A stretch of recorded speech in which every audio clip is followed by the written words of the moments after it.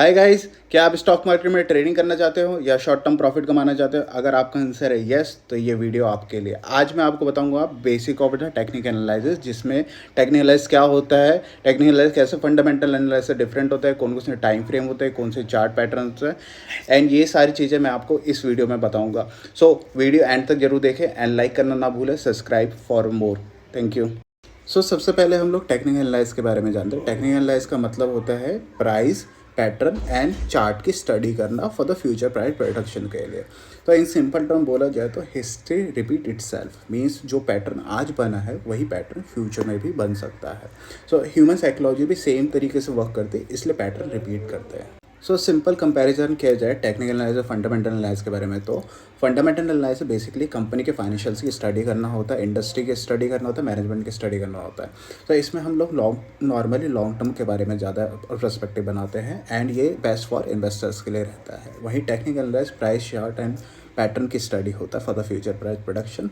Generally इसमें short term trading होती है एंड ट्रेडर के लिए बेस्ट माना जाता है। अब बात करते हैं चार्ट टाइप्स के बारे में। वैसे तो चार्ट काफ़ी टाइप के होते हैं, बट हम लोग 3 चार्ट के बारे में बात करेंगे। पहला होता है line chart. Line chart basically line draw करता है विद द क्लोजिंग वैल्यूज़ के ऊपर पे। जो भी टाइम फ्रेम है आपका, जैसे डेली है तो डेली के बेसिस में एक लाइन ड्रॉ होती चली जाएगी एंड उसी को हम लोग लाइन चार्ट कहते हैं। सेकंड होता है बार चार्ट। बार चार्ट के अंदर पे हमारा opening, closing, high and low के एक बार बनता है, उसके बेसिस में हम लोग उसको बार चार्ट कहते हैं। कैंडलस्टिक चार्ट, जो कि which is more popular in Japanese candlesticks and काफ़ी सारे ट्रेडर्स उसी को यूज़ करते हैं। उसके अंदर पे हमारा बॉडी बनती है एंड शैडोज बनती है। तो शैडोज हमारा हाई एंड लो को डिफाइन करते हैं एंड बॉडीज हमारा ओपनिंग एंड क्लोजिंग। अब हम लोग टाइम फ्रेम के बारे में बात करते हैं। Time frame basically psychology of trader भी बताता है। जैसे कि इंट्राडे ट्रेडर है तो वो 1 मिनट से 15 मिनट के टाइम फ्रेम को नॉर्मली यूज़ करते हैं। सेकंड होते हैं जो स्विंग ट्रेडर्स कहलाते हैं, जो 1 आवर से लेकर 1 डे तक के टाइम फ्रेम यूज़ करते हैं।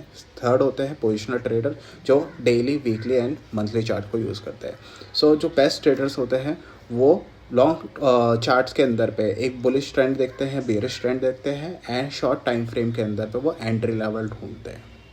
अब हम लोग सपोर्ट और रेजिस्टेंस के बारे में बात करें। सपोर्ट का मतलब सिंपल टर्म में बोलूँ तो जहाँ पर बायर एक्टिव रहते हैं, जहाँ से प्राइस नीचे जाने नहीं देते बायर्स, उसको हम लोग सपोर्ट रेंज कहते हैं। जैसे एक रूम के अंदर पे जो फ्लोर होता है उसको हम लोग सपोर्ट के तरीके से देख सकते हैं। रेजिस्टेंस का मतलब क्या होता है, जहाँ पर सेलर एक्टिव रहते हैं, जहाँ से प्राइस वो ऊपर जाने नहीं देते, उसको हम लोग रेजिस्टेंस कहते हैं। वहाँ से प्राइस जनरली नीचे की तरफ आता है। तो जैसे रूम के अंदर पे सीलिंग होती है तो उसको हम लोग रेजिस्टेंस कह सकते हैं। तो सिंपल स्ट्रैटेजी क्या होती है, सपोर्ट पे बाय करो एंड रेजिस्टेंस पे सेल करो, या फिर अगर सपोर्ट टूटा है तो फिर सेल कर दो और रेजिस्टेंस टूटा है तो फिर बाय कर दो।